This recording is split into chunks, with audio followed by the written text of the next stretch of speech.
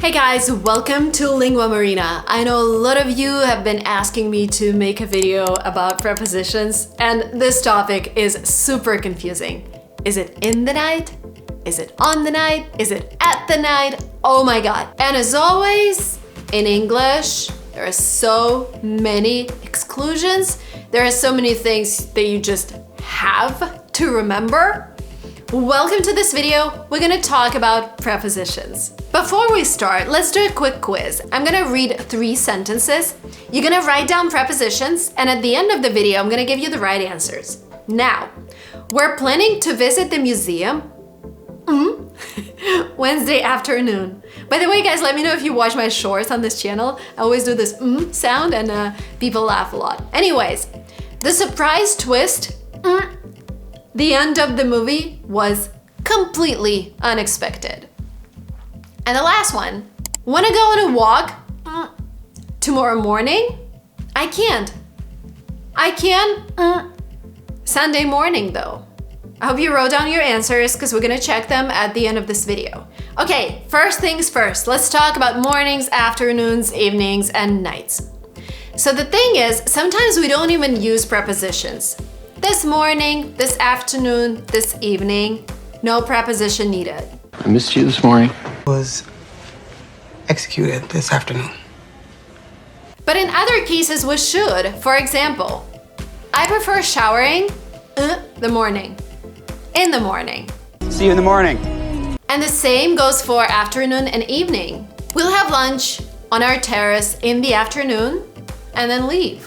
We usually watch a movie in the evening. So morning, afternoon, evening, we use in. Especially in the afternoon. Now what about night? Let's look at the example. I can't sleep, night. You're tempted to say in the night because it's in the morning, in the afternoon, in the evening. Well, night is an exception. Welcome to learning English. There are always exceptions. I can't sleep at night. Now, the reason for that is that night refers to a continuous period of time, while morning, evening, and afternoon refer to parts of the day. It's supposed to be at night. Now, there are cases when you can say in the night, but these cases are very specific when you're referring to a particular night. Let's look at the examples. I was awake in the night, thinking about all the things that had happened. So basically, we're referring to a particular night. This is why we use in. In the night, I heard a rustling sound outside and peeked through the window to see a raccoon digging through the garbage cans. So again, we are referring to a specific night. But more commonly, people would say in the middle of the night. I woke up in the middle of the night with a terrible headache. So in the night usually refers to a particular night. At night refers to any night and is more commonly used. Now on to the next case. We use on when talking about days a week. On Wednesday, on Monday, on Thursday, and Friday, on Saturday, Sunday. Okay. We start on Monday. See you in church on Sunday. But what about Thursday morning? Because we just talked about mornings and we used in. Is it in Thursday morning? Because day comes first. It's gonna be on Thursday morning, on Friday evening, on Wednesday night. Okay? So whenever we have day of the week, we use on. Now, what about the weekend?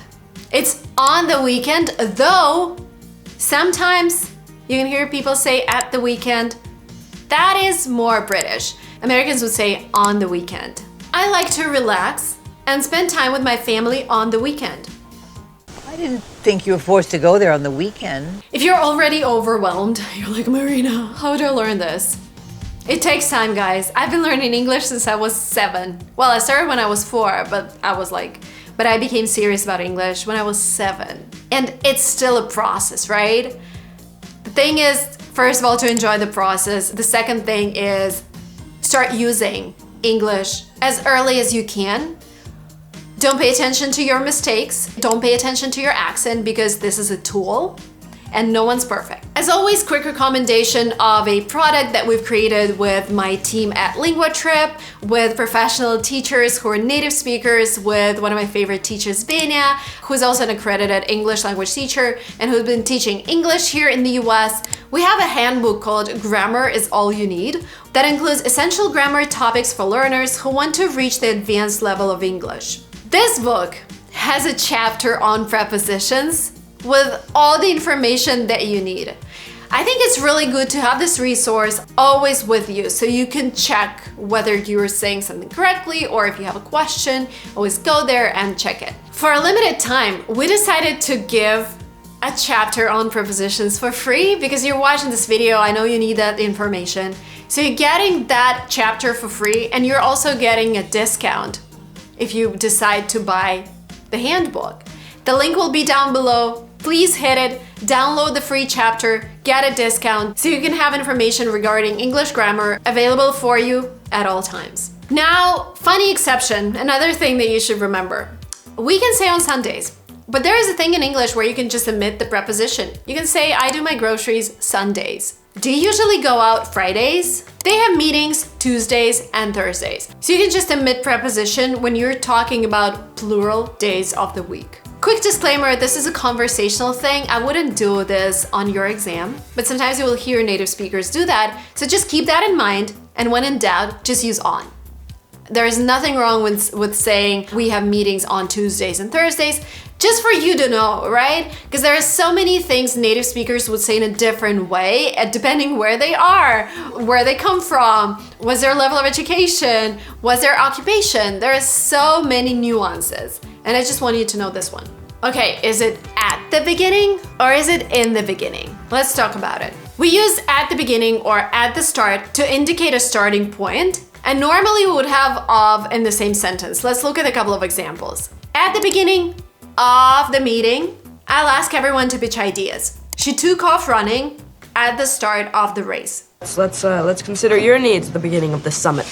Now we use in the beginning when we want to contrast two situations at different times. In the beginning, I struggled to learn how to play the guitar, but with practice, I became quite good at it. Right? We're contrasting 2 points of time, in the beginning and later in the process. I was fine in the beginning. Now, at the end marks the point of time when something finishes. And when we want to show that, we say at the end. We're almost at the end of the book, but I still don't know what's going on. At the end of his speech, he thanked everyone for coming. At the end of the month.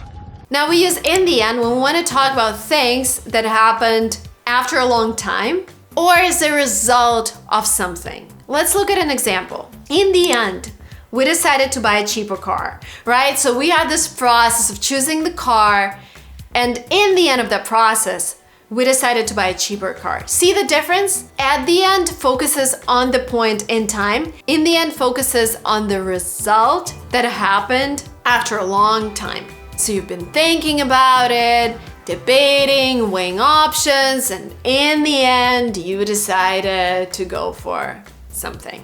But in the end, we always win. Now, let's check your answers, right? You took a test at the beginning of this video, right?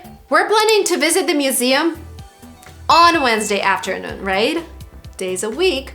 The surprise twist at the end of the movie was completely unexpected, right? Because we're marking a period of time. We're not talking about the result. We're talking about a particular part of that movie at the end of the movie. Wanna go on a walk tomorrow morning? No preposition needed. I can't. I can on Sunday morning though. On Sunday morning because we have our day of the week.